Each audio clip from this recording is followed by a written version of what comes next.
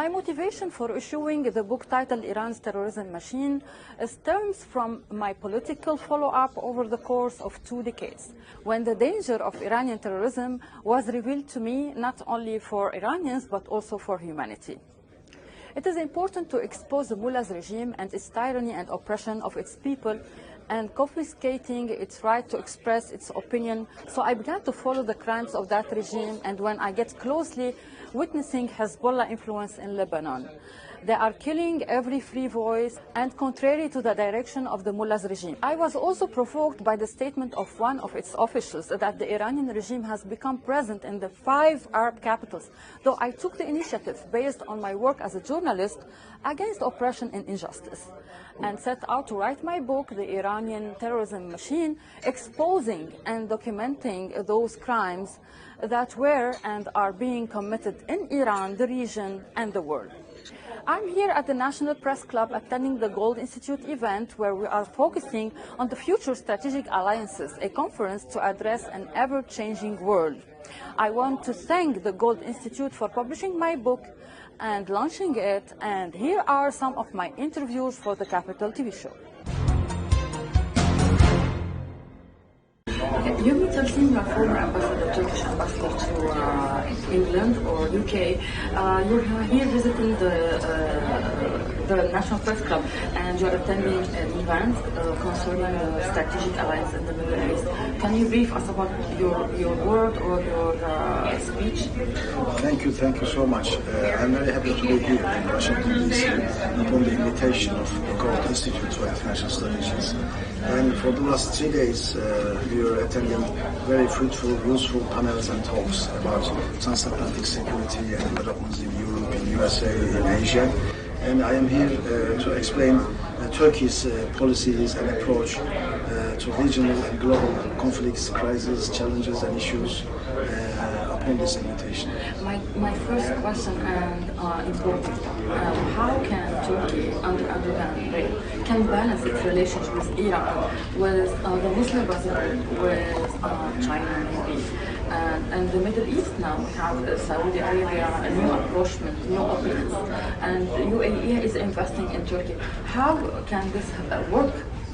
I mean, Turkey has enough experience for its foreign policy, and also President Erdogan, is a charismatic, pragmatic, strong leader, elected many times by Turkish people as first Prime Minister, as a President. And now with the new cabinet, with the new term, I'm sure he will follow a very dynamic and balanced policy among these regions, Middle East, Caucasus, Balkans, Asia, and his achievements in the last 2 decades indicated us that the good relations with the Gulf countries, with the neighboring countries, with MENA region is of critical importance for Turkey's economic trade relations with those countries, and also for the peace and stability in our region. How this will work when you have a government and President Erdogan supporting the Muslim Brotherhood? Doesn't that affect the relationship with Egypt? Now, I am sure you are aware that we are in the middle of normalization process with Egypt, and most likely there will be an exchange of visits between leaders and cabinet members soon. Egypt is a linchpin country in the region, and it's very important for not only Arab world but also for Africa, for Mediterranean, and for the Middle East, and for also Israel and Palestinian conflict. Because of that reason, Turkey is aware of this important relationship with Egypt, and I am sure there will be very good and normal relations between Turkey and Egypt soon. Ambassador, I dedicate you my book. I know you didn't read it yet, but how do you see the Iran's terrorism machine? Do you think Iran will change its behavior, and how Turkey can approach Iran while they are supporting and financing terrorism in the world?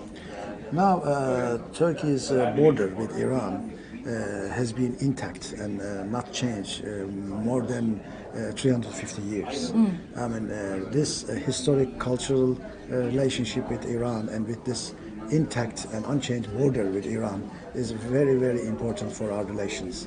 And we are engaging with Iran in different areas in the Middle East, from Syria to Lebanon, from the Gulf and the other region. And because of that reason, our engagement, our working ties with our neighbor is critical for the peace and stability in the region. So what can you can you have like defense agreement with Iran? I mean, what type of relations do you have? Only you are afraid of any events on the border, or do you advise Iran to change of its ideology? Now, I mean, we are respecting Iranian people's demands, and we are respecting Iranian administration's engagement, and we are trying to pursue a very balanced and principled policy of trade, economy, human-to-human contacts. And I believe that these relationship between Turkey and Iran is also good and useful for Iranian people as well. Thank you. Mahmoud Hassanein, former defense attaché from Egypt here in Washington. We are so delighted to have you here on the National Press Club. You are here assisting or attending an event. Can you tell us more about what you're going to talk about in brief? Then I'm going to start asking my questions. Yeah, actually, in the beginning, I would like to thank you so much for having me. And for me, it's my first time to be in the National Press Club. However, I've been in Washington for like 2 years before. I never been to the National Press Club. That's great. So this event is great, and I'm honored to be invited by the Gold Institute to be in one of the panels. I'm going to talk about the Middle East, East issues. And about the security issues for the Middle East right now. What do you think about the behavior of UAE, Saudi Arabia by defending themselves despite their relationship with UAE? They are diversifying their relations, China, for example, an agreement with Iran. So can we say that the United States is losing its power in the Middle East? Regarding the UAE and Saudi Arabia, we know that the Gulf countries is always united, and sometimes the policies differences between the two countries, but I'm sure that they will get back together as a united Gulf countries for the stability of the region. How do you see the collaboration between UAE, Saudi Arabia and Egypt to resolve many problems in the Middle East, like the Palestinian issue? Yeah. The economic collapse. Collaboration between the three nations has always been there, and it's historical collaboration, and they are always working together, solving many problems in the Middle East, particularly the Palestinian problem. It's a main issue in the area, and I'm sure they are working together all the time, the three countries. What is your thoughts about the Abraham Accord? Abraham Accord is a great idea, but it is a political idea actually. If we cannot make it as a religious idea or thought or accord, it will be much better to be a political idea or economical idea. What about you are in defense, and we know that UAE is making many different deals, like buying weapons from different countries. So do you think that this will affect the relationship with USA? I'm sure not. USA and United Arab Emirates has very strong ties, military-wise, and to diverse the sources of equipment. This is normal for all countries. Even the United States, they buy equipments from different nations as well. Do you have a view for how to end the war in Ukraine? Of course not. I mean, it started and it's gonna not end soon. So, how we can approach this issue? We can imagine if President Putin took the decision to end it, or the Ukrainian leadership reached to some solutions, of course, with the support of the United States and the superpower, and NATO as well. So they should reach solution, but political solution. Of course, the war will not be continued because it will affect the whole world. Exactly. Thank you, Mahmoud Hassan, and Thank glad you to so see you much. again in Washington. Adam Loviger, you are most welcome here at the National Press Club. Your panel was about Iran influence in the Middle East or the role of Iran in the world. Can you tell us more about your speech? Yes, Maria. No, it's been a very successful Gold Institute conference here on the future of strategic alliances. And the conference that I was last on was titled Iran, Leader or Spoiler, Iran's Evolving Role in the Middle East. And one of the most interesting points that came out of this conference is that we had made the West in many respects, in the United States in particular, the Obama administration particularly, has put Iran in the position to be a leader or a spoiler. It otherwise could not have been in that position if it wasn't for U.S. assistance. This is very dangerous. It's very dangerous, yeah, because as a leader, it's of course collaborating by bringing the Chinese into the Middle East, and it's also empowered to subvert many of the governments throughout the Middle East, subvert the sovereignty, namely Iraq and of course Syria and Yemen and Lebanon as well, and that is it's in some respects it's leading the spoiling of the Middle East. Is really of course, you saw my book, Iran's Terrorism Machine, but I want to ask you about how the United States or how the Trump administration behaved toward Iran. It was the massive sanctions. Was it the right thing to do?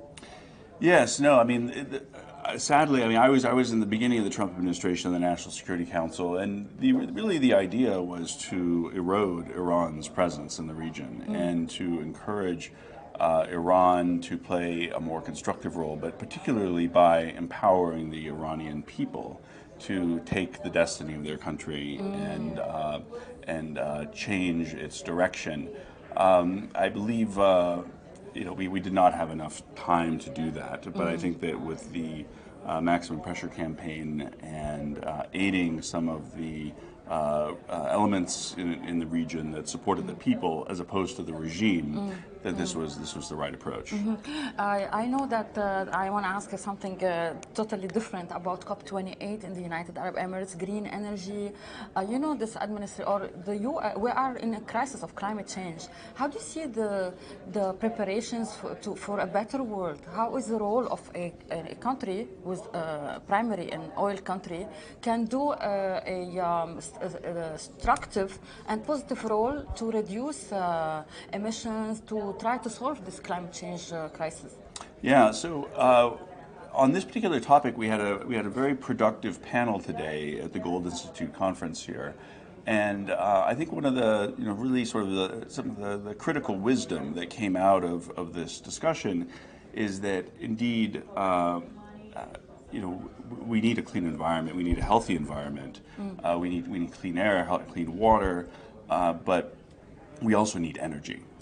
Energy is the fuel of economies. It's the fuel to combat poverty.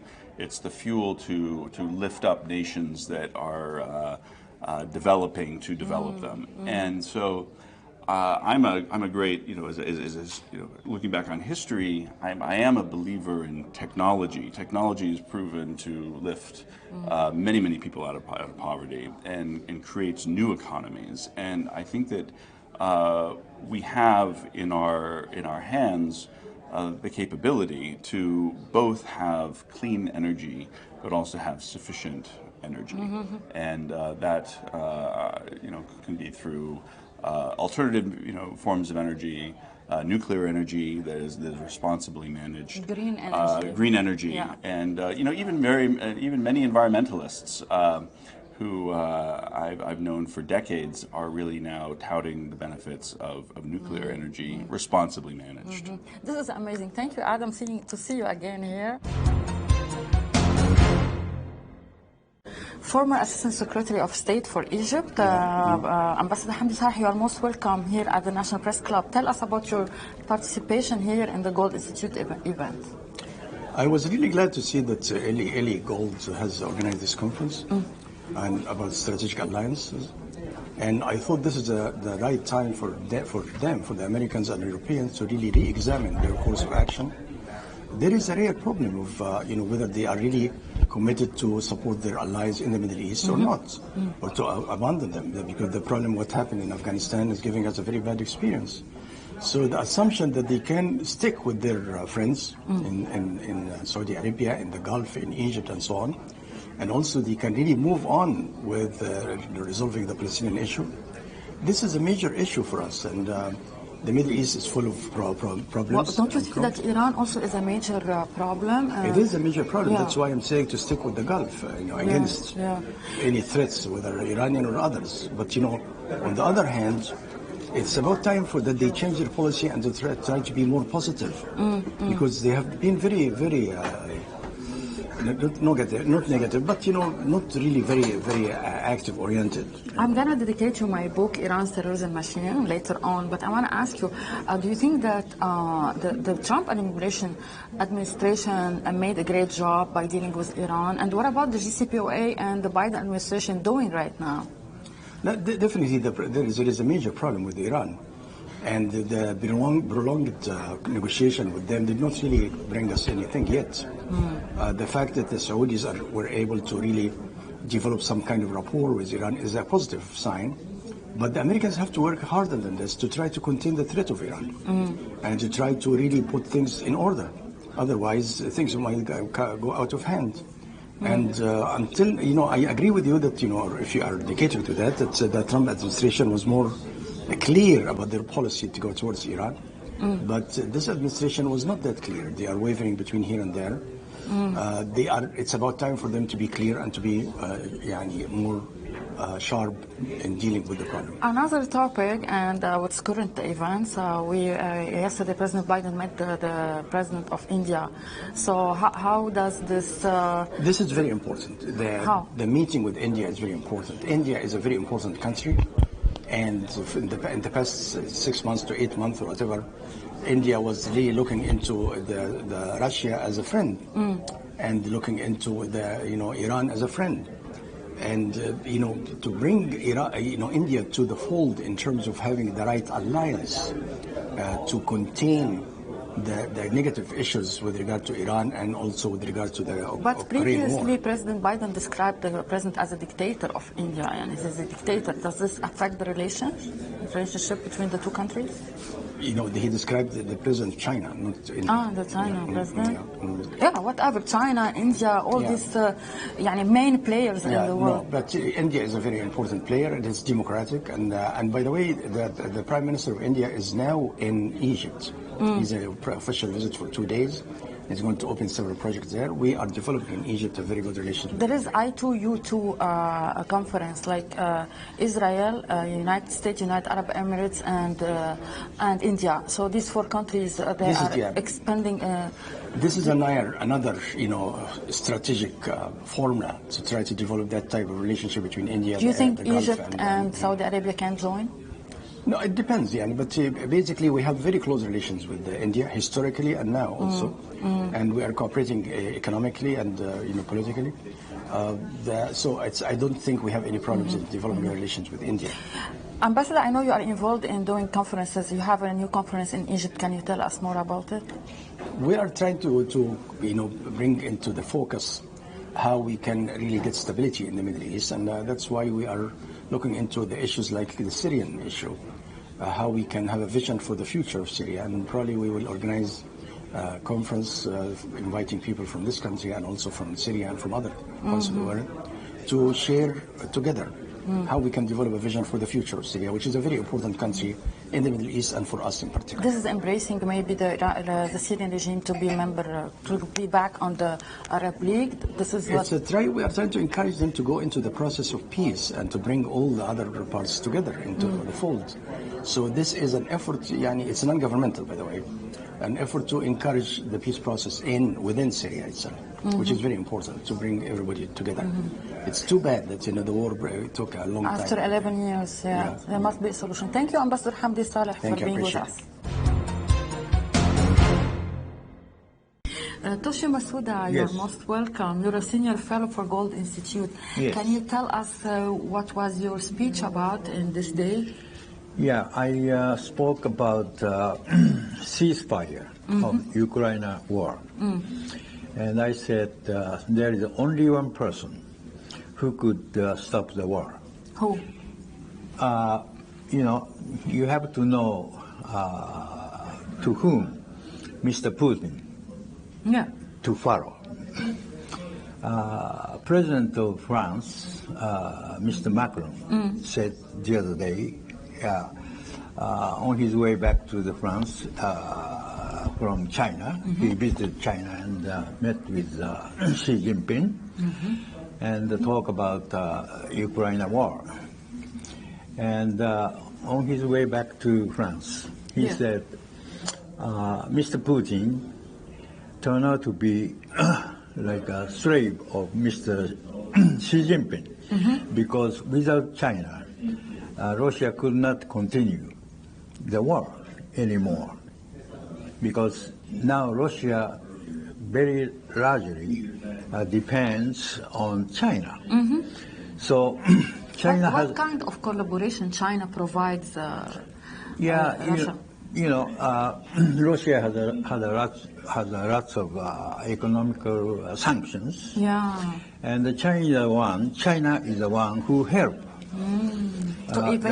Russia. So, in other words, Mr. Putin, president of Russia, has to follow Xi Jinping, who helped him support Russia. So, Mr. Xi Jinping is the only one person who could speak to Putin, and Putin war. Should follow Xi Jinping. I get this. So I said there is only one person in this world to stop the Ukraine war. But Xi Jinping, president of China, is very, very strong. Not only strong, but also he is quite a businessman. So it's about arms deals. So without getting something, he would not get our request. We request him to stop the war. So what do you think he will ask for? So he said, okay, I will stop Mr. Putin. I will ask Mr. Putin to stop the war. But how much you going to pay me? That's Xi Jinping. So you're from Japan. Yes. So is it? How do you describe the relationship between Japan and China? China. Are we now? We are very strong ally with the United States, and the United States is kind of against China, and so we are ally of the United States. So we are kind of against China on the surface. Just on the surface. In the back, our economical relationship with China is very, very big. Our economy depends on China much, much more than on United States. So money talks. So politics is a surface, money is under the table. Right. You saw my book, Iran's Terrorism Machine. How do you think about the role of Iran in the Middle East? The behavior of Iran's mullah regime in the Middle East. I think it is very important for the people. Most important thing is head. In other words, religions or philosophies, Ideology. Ideology. And brainwashed. Right. And also you have to eat So you need the money to eat. But you have to believe in something, that brain. Yeah. So human being consists of a brain and body. You know, so body is a politics and brain is a money. So Iran is very strong in the brain, religions, you know, very, very strong, and there are lots of the people follow the religion of Iran. At the same time, Iran is a kind of a rich country. You have lots of oils, you know, and also, so you know, it's a rich, oil-rich country. That's the money. So Iran has a brain and the money. So and they have the nuclear weapon program. Yeah, so that's why Iran is very influential in the Middle East and in spreading terrorism. Right, right. Thank you so much, Soshi Okay. Masuda. It was nice meeting you. Sure. Patty Carter, nice to meet you here, and tell us more about your participation in the Gold Institute event. Thank you. Thank you, first of all, for having me. I started podcasting years ago in 2007, and I did so in the military community in America here. And over the years, my podcast has grown, and I thought it was very important to bring military and communities together. But as the years progressed and I became older and more knowledgeable, I understood that it's very important for us to interact more on an international level because wars are abroad, and it's very important to talk about bringing peace to different countries and with one another and open communications with one another. You're a supporter of Abraham Accords. You are? Of Abraham Accords.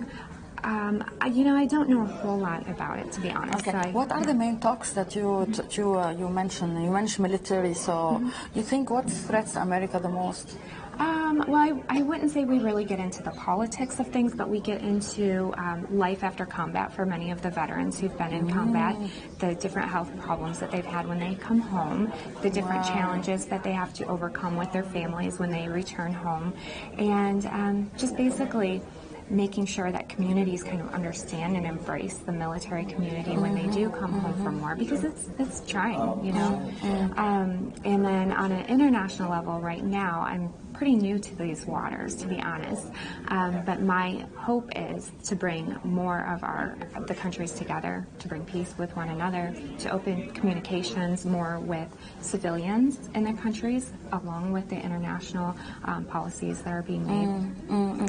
How do you assess the behavior of the Biden administration? What can you say about it? Well, to be quite honest, any president who can't form complete sentences and who is tripping on stage is a little bit embarrassing to me, and so I don't have a lot of wonderful things to say about that. Yeah. What do you expect for elections 2024? Hopefully change, a big change. Hopefully, you know, we need somebody who's going to be in power, who is open to our freedoms and not closing down our freedoms. People who cannot just, you know, take away our rights and in the name of whatever it is that they're trying to do, their agenda. But I'm definitely hoping for a conservative movement. Which candidate for the Republican Party do you support? You know, It's too early to talk about it, but it's hard. Yeah, it's hard. Right as a journalist, how do you feel about DeSantis, Trump? Who can do more for America to be America first? Honestly, I'd kind of like to have Trump first, because if we have Trump, we can have DeSantis next for another 12 years. So we'll have reign. So that's amazing. So have you been into the Middle East? Have you visited any of the Gulf states, UAE, Saudi Arabia? So I have not yet, but I'm hoping to. My husband is part Lebanese, and so we do have a lot of Lebanese in the family, and we're wanting to go there. I hope to travel a lot of different places. Thank you, Patty. Thank you for having me on my show. Thank you. Thank you very much. She's so amazing. Is he your Thank husband? you. Yes. Kurdistan Chronicle. Nahru Zagros, you are editor-in-chief of Kurdistan Chronicle. You are most welcome. I see you here on in the National Press Club. You talked about Kurdistan, Iraq. My question is so specific about the Arab relations with Iraq. Like, let's say the UAE, Saudi Arabia, new rapprochement, helping Iraq to not depend on Iran influence. Can you tell us more? The relation between Iraq and the Arab world is improving, but bearing in mind that Iraq is still suffering from economic depression, although there is lots of money there, but economy still is very bad in some regions of Iraq because of all problems that we have, including corruption and mismanagement, lack of transparency, and so on. So Iraq's relation with the Arab world is improving, but it's not improving on a fast pace. And I think still many Arabs regard Iraq as being something controlled by Iran, and that's the fear for some Arabs, some Arab leaders to directly come to Iraq. But originally Iraq is an Arabic country, so it is. So and what we see now, it's like Iran destroying Iraq. So and Kurdistan is still demanding for independence as like before. In the Iraqi constitution, only Arab part of Iraq part of the Arab world. The Kurdish part isn't. That's the thing. It's not? No. That's it's a legal term over there. But bearing in mind, the Kurdistan region of Iraq is still within Iraq. It's a part of Iraq. But the Arab part of Iraq is a piece of the Arab world. The Kurdistan region isn't. Pursuing independence, it's no longer the desire of the leadership of the Kurdistan region. Having said that, in 2017, when the Kurds held a referendum, 93% of the population voted to break up from Iraq. Right. We see some of the Shia in Iraq saying that Saudi Arabia and UAE have the same intention as Iran. Is it true? No. Can you explain? They have no such intention. For example, the Iranians have proxies in Iraq. The Iranians have armed proxies in Iraq. The Iranians have people within the court, within the bank system, within the energy sector, within the parliament. Saudis and Emirates, they don't have that. In fact, they may, this is what I see, this is what I read from the newspapers. This is not my opinion, that's what people say in Iraq. And that Saudis and Emirates try to come into Iraq for economic purposes, for development, for rebuilding. But this is obviously a point of view of Sunni people in Iraq. The Shiite might tell you something completely different from what I say. The Kurdistan relationship with Israel? You know, there is strong ties. And do you think that one day Kurdistan will sign an accord with Israel, like Abraham Accord? Kurdistan is not a country. The foreign affairs policy depends on Baghdad. It depends on Baghdad. It all depends on Baghdad. But the Kurdistan region has no official relation with Israel. This is something that's always been talked about but in the media. Conferences it's helping or supporting Israel. We had a conference in Erbil, but it was held by Sunni Arabs, not by the Kurdish people. Those Sunni Arabs who are not living under the... But we know since 10 years there's been more than 50 economic Israeli companies who are based in Kurdistan and have some work in Kurdistan. Which one? Reports in media talked about more than 50 Israeli companies who have projects in many sectors. I think it's misinformation because the Kurdistan region cannot do that. Kurdistan region is still within Iraq, and there is a law in Iraq prevents anyone contacting Israeli companies, Israeli even citizens, even if you are an Arab Israeli, contacting them and having a relation. It's okay. My last question: you saw my book, Iran's Terrorism Machine. How do you expect to end this machine, or how to end Iranian sponsors for terrorism all over the world? There are different avenues that we should try.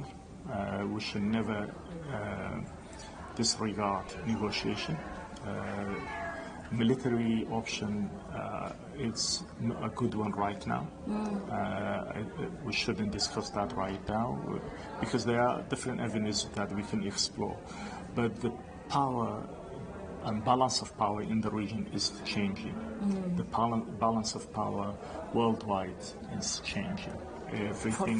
For the best. I hope it's for the best, and I'm hopeful that in 10 years' time we will see a more peaceful Middle East and more peaceful Iran and Iraq and the rest of the Arab world.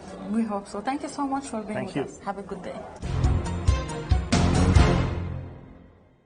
Honorable Jeffrey Van Orden, I want to talk about your panel. You talked about the future of Atlantic Alliance. Yes. Can you tell us more about this subject? Yeah, absolutely. Well, this was focused on NATO. Of course, NATO's been around for over 70 years. It's grown from 12 original members. Now it's 31, and I hope in the July summit it'll become 32 when Sweden, I hope, will then get the nod to join the alliance. How much is important to NATO right now, especially in the war between Russia and Ukraine? It is vitally important because this is happening right on the borders of the NATO countries. Yes. NATO, after all, was formed originally to protect us against the threat of the Soviet Union and communism coming from the East. Now, unfortunately, we've seen a resurgence of imperialistic Russian ideas. They've invaded the Ukraine, and they are clearly a threat to those countries in Eastern Europe.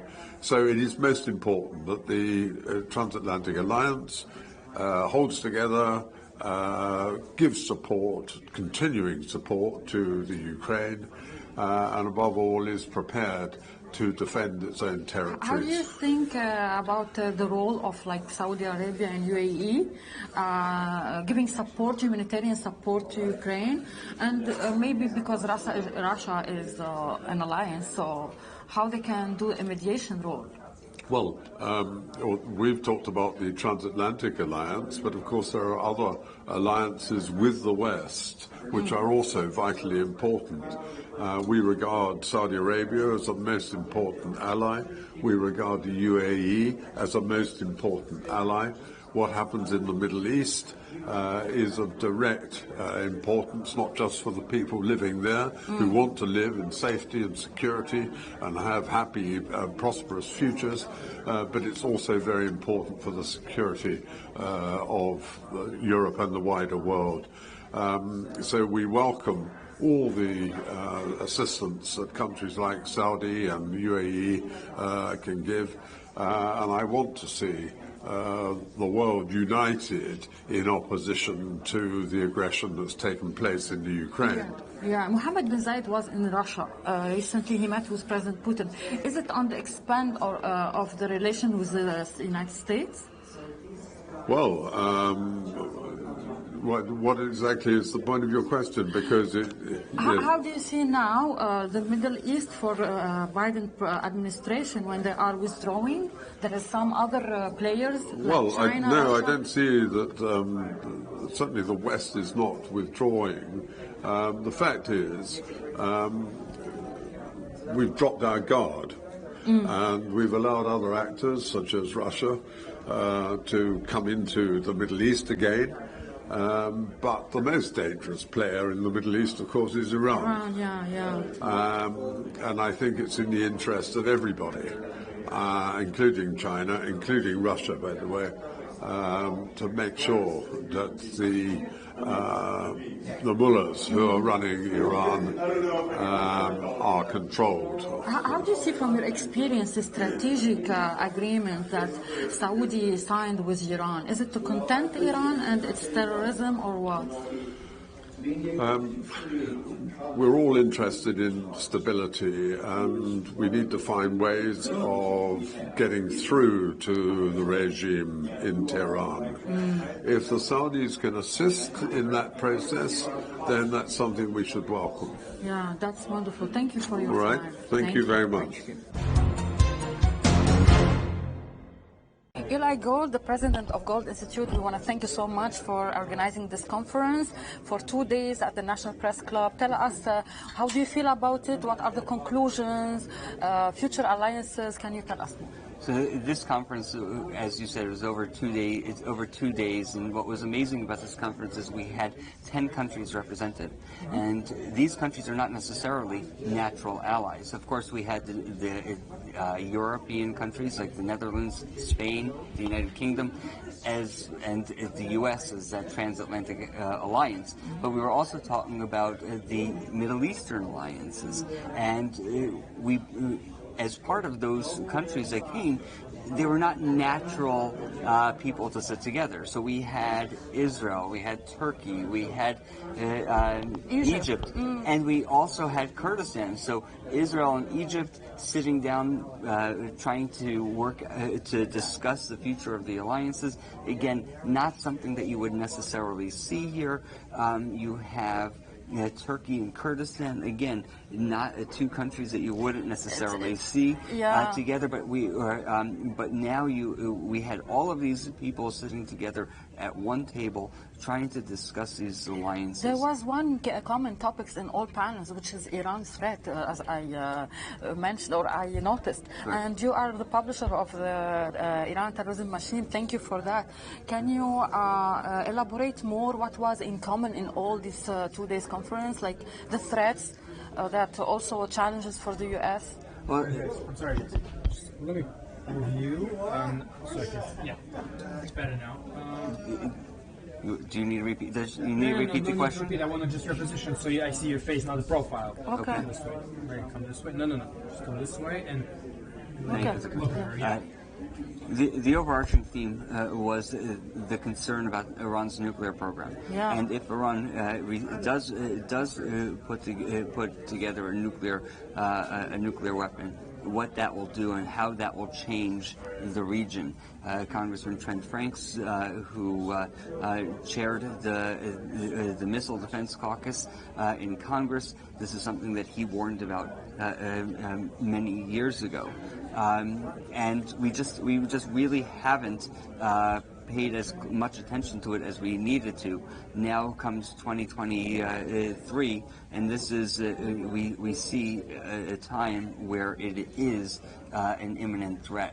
And this is something that all of the countries were concerned about. Eli, this conference comes after 4 years of the establishment of Gold Institute, and you had COVID. What comes next after that? What is your plans? Your plan? Where are you going from here? What does give you a motivation to combine and join put these people all together?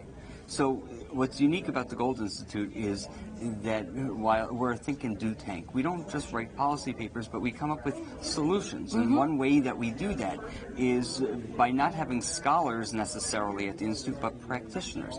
We have people from the military and the intelligence communities. We have members of Congress and members of parliaments.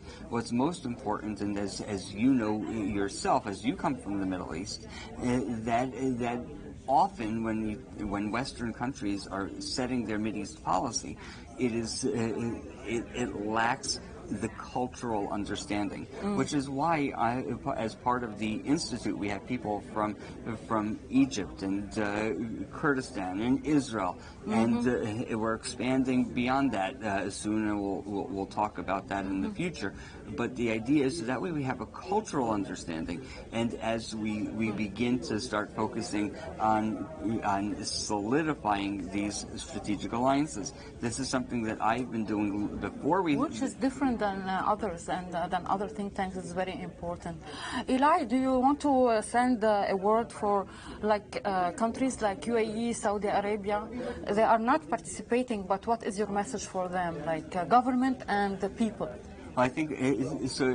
We have two different messages. One for the people. The people have to understand that in order to thrive in the future, there must be an understanding of inclusion. Inclusion in the United States means one thing, but in the Middle East it means something else. And inclusion means that be willing and open to discussions of of relationships, of building relationships with those who you might not have had relationships before.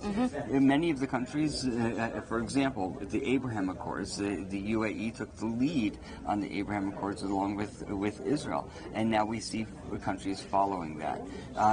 Whether Saudi Arabia joins the Abraham Accords or not, the relationship, that the acknowledgement of Israel and others in the region are important